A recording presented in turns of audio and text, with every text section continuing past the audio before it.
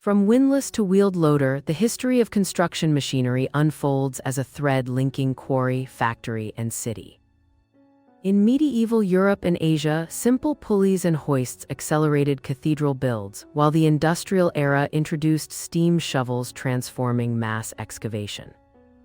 Across the United States, the Hoover Dam project showcased cranes, concrete pumps, and barges coordinating massive lift schedules. Japan's post-war megaprojects embraced compact excavation and advanced automation, shaping urban skylines with precision and minimal disruption. Today, digital twins, AI controls, and hybrid machines drive smarter, safer, and greener infrastructure, marking a culture shift in how societies raise their foundations.